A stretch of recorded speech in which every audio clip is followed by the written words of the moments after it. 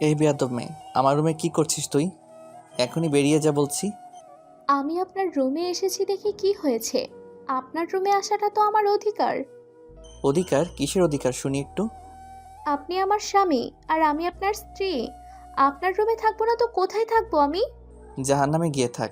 আমি তোকে নিজের স্ত্রী হিসেবে মানি না, আর না কখনো মানবো। কিন্তু কেন? কি করেছি আমি?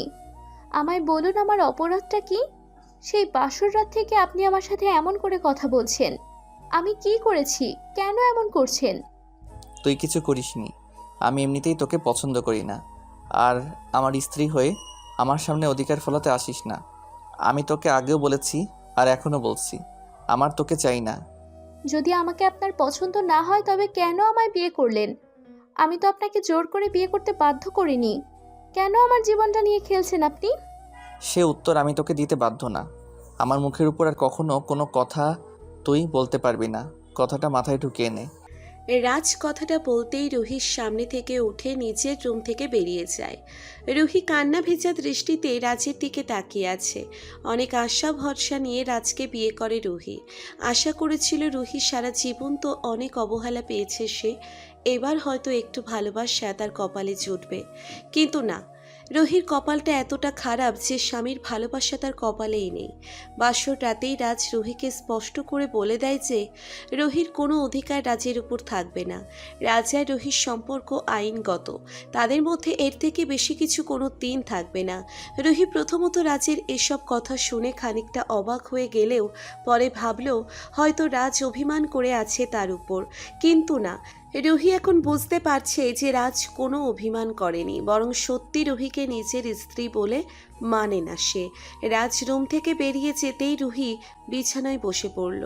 চোখ থেকে নোনা জলের ধারা গড়িয়ে পড়ছে তার।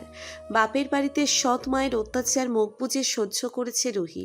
শ্বশুরবাড়ি এসে নিজের স্বামীর ভালোবাসা ও তার কপালে জুটল না। এই জীবনে কি সে কখনো সুখ পাবে না?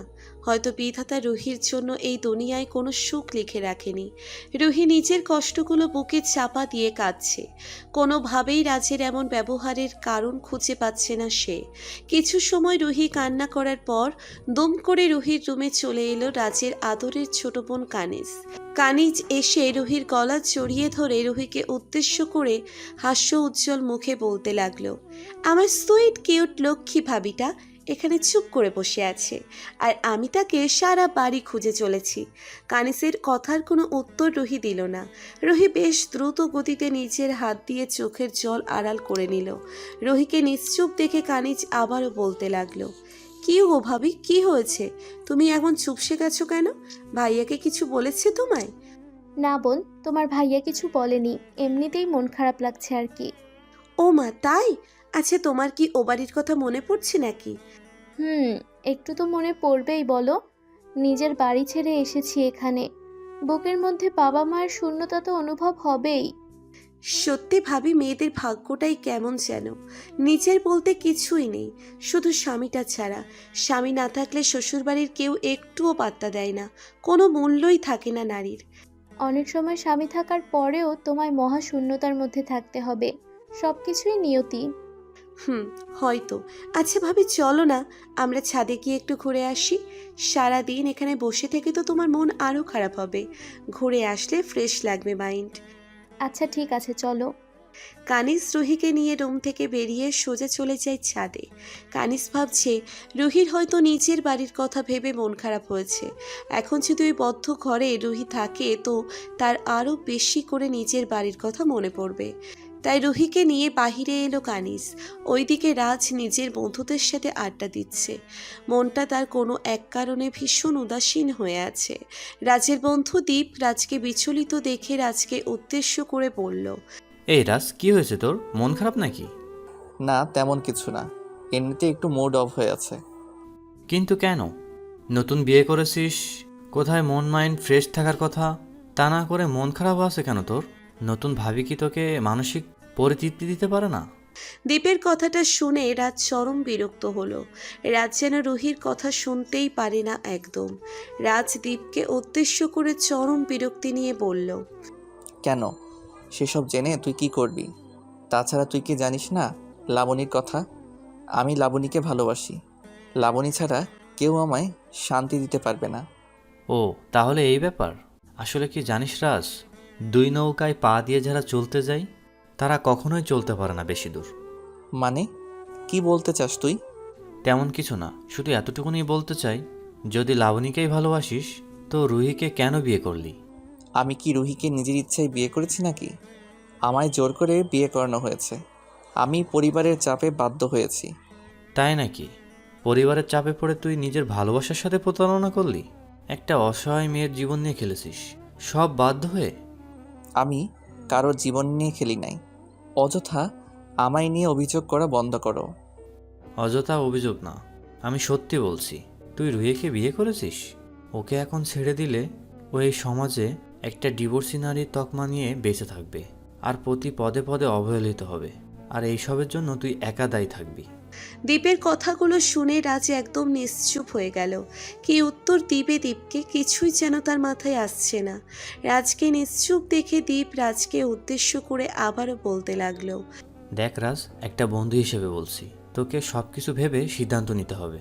এমন কিছু সিদ্ধান্ত নিস না কখনো যেটার জন্য তোকে আফসোস করে কাটাতে হবে। হুম। দীপ রাজের থেকে বিদায় নিয়ে চলে যায়। রাজের খানিক সময় ঠায় বসে থেকে পরে নিজেও চলে আসে নিজের বাড়িতে। বাড়ি এসে রাজ নিচের রুমে বসে আছে, মনটা কোনোভাবেই শান্ত করতে পারছে না সে।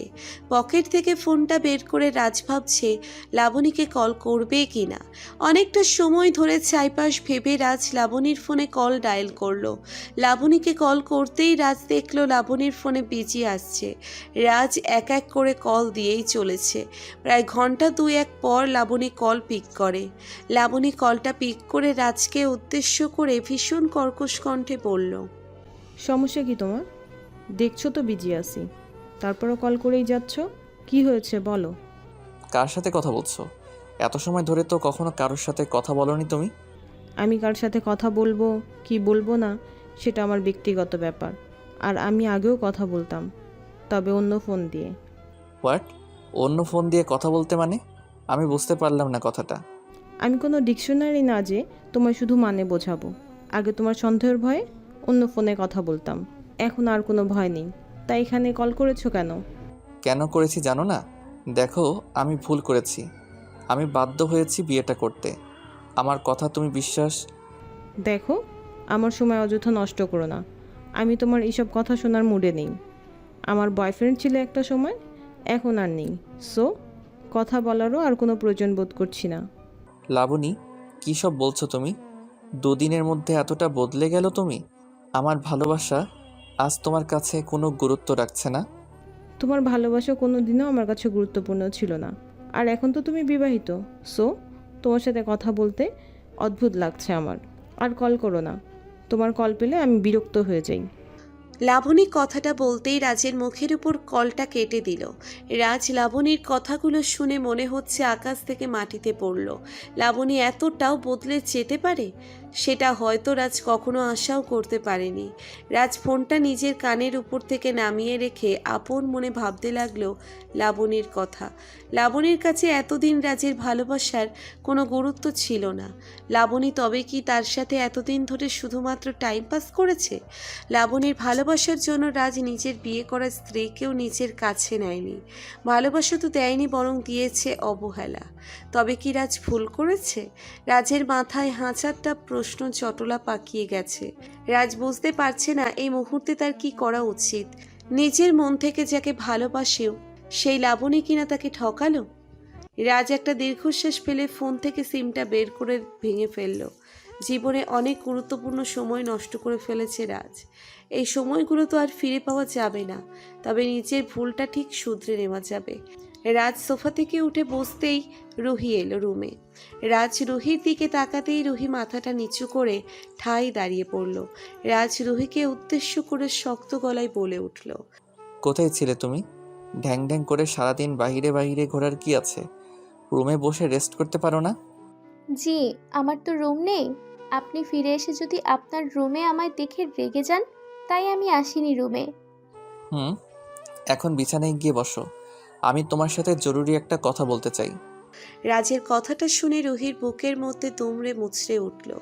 রুহি ভাবছে রাজ আবার কি জরুরি কথা বলবে। রাজ আবার ডিভোর্স নিয়ে কিছু বলবে না তো? ডিভোর্সের কথা শুনে রুহির গলা শুকিয়ে গেল। রুহি ডিভোর্সি হয়ে বাঁচতে পারবে না এই সমাজে। তাই রুহি ভেবে নিয়েছে রাজটাকে ছেড়ে দেয় তবে সে আত্মহত্যার পথ বেছে নেবে। রাজের কথা মতো রুহি বিছানায় গিয়ে বসলো। রাজ দরজাটা বন্ধ করে দিয়ে রুহির পাশে এসে বসলো। রুহির বুকের মধ্যে ধুকপুক ধুকপুক শব্দটা বেশ জোরে করছে। রাজ রুহির দিকে তাকিয়ে বেশ বুঝতে পারছে রুহির মনের অবস্থা। রাজ রুহিকে উদ্দেশ্য করে বলল, আমি তোমায় যেই কথাটা বলতে চাই সেটা শোনার পর তুমি কোনো উল্টাপাল্টা কথা বলবে না, শুধু উত্তর দিবে, ঠিক আছে? জি ঠিক আছে, বলুন। আমি তোমায় ভালোবাসি, তোমায় নিয়ে সারা জীবন একসাথে থাকতে চাই, তোমার পাগল হয়ে বাঁচতে চাই। রাখবে তো আমায় তোমার পাশে? রাজের মুখে ভালোবাসার কথা শুনে রুহি ভীষণ চমকে যায়। নিজের কানকে যেন বিশ্বাস করতে পারছে না রুহি। রাজ যেটা বলছে সেটা কি সত্যি? রুহি প্রশ্নসূচক দৃষ্টিতে রাজের দিকে তাকিয়ে বলল, আপনি যা বলছেন তা ঠিক ভেবে বলছেন তো? আমাকে তো আপনার পছন্দ নয়, আমায় আপনি ভালোবাসবেন মানে? আমি আসল ভালোবাসা দেখতে পাইনি, মরীচিকার পেছনে ছুটে আমার সত্যিকারের ভালোবাসার মানুষটিকে তুচ্ছ তাচ্ছিল্য করেছি। আজ আমি নিজের ভুলটা বুঝতে পেরেছি, তাই তোমার কাছে একটু ভালোবাসা খুঁজে নিতে এসেছি। দিবে না ভালোবাসা? রাজের কথা শুনে রুহি আর নিজেকে সামলাতে পারল না। নিজের চোখ থেকে নোনা জলটুকু ছেড়ে দিয়ে রুহি রাজকে উদ্দেশ্য করে বলতে লাগলো, আমি অনেকটা আশা নিয়ে আপনার ঘরে এসেছি, একটু ভালোবাসা পাবার জন্য। আপনি যখন আমায় ফিরিয়ে দিয়েছেন তখন মরে যেতে ইচ্ছে করছিল। আমি আপনার থেকে একটু ভালোবাসা চাই। আমার জীবনের প্রথম ও শেষ ভালোবাসাটা আপনি। রাজ রুহিকে নিজের বুকে টেনে নিল। রুহি রাজের বুকে মাথা রেখে হেঁচকি তুলে কান্না করতে লাগলো। নারী ভালোবাসার পাগল। একটু ভালোবাসা পাওয়ার জন্য নারী নিজের সবকিছু দিয়ে দিতে পারে। রুহিও রাজের ভালোবাসার জন্য নিজের জীবন দিতেও দুবার চিন্তা করবে না।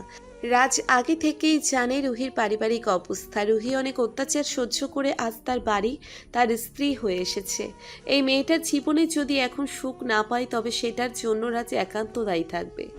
রাজ রুহিকে শান্ত করার জন্য রুহির কপালে নিজের ঠোঁটজোড়া ছুঁইয়ে দিয়ে রুহিকে উদ্দেশ্য করে বলল, আর কান্না করো না সোনা, এবার থেমে যাও। আমি জানি আমি তোমায় অনেক কষ্ট দিয়েছি, আর কখনো কষ্ট দিব না, প্রমিস। আমি কোনো কষ্টের কথা ভেবে কান্না করছি না। আমার চোখের কোণে আজ সুখের জল এসেছে। আপনার বুকে ঠাঁই পেয়ে প্রশান্তিতে আমার চোখ থেকে সুখের জল এসেছে। আর যেন এই চোখে জল না আসে। আমি এই চোখে শুধুমাত্র কাজল দেখতে চাই, আর ঠোঁটের কোণে সবসময় হাসি। মনে থাকবে তো? জি, খুব মনে থাকবে। এবার আমায় আদর ভালোবাসার প্রিয় মানুষটিকে আদর করতে দাও। কি আদর? আমি আদর খেতে পারি না তো। তাই নাকি? আচ্ছা ঠিক আছে, আমি আদর করছি, দেখি খেতে পারো কি পারো না। এই না না, এখন তো দিনের আলো আছে, এ সময় আদর করা চলবে না। রাতে আদর করিয়েন। না না, রাত অবধি অপেক্ষা করার মতো ধৈর্য আমার নেই, আমার এখনই আদর করতে হবে। রাজ কথাটা শেষ করার পূর্বেই রুহির কোমরে নিজের হাত জোড়া রেখে, রুহির ঠোঁটের উপর নিজের ঠোঁট জোড়া রেখে পরম আবেশে রুহিকে আদর করতে লাগলো। রুহির ঠোঁটে নরম স্পর্শ নিজের ঠোঁটে মেখে নিয়ে রাজ পরম শান্তি অনুভব করতে লাগলো।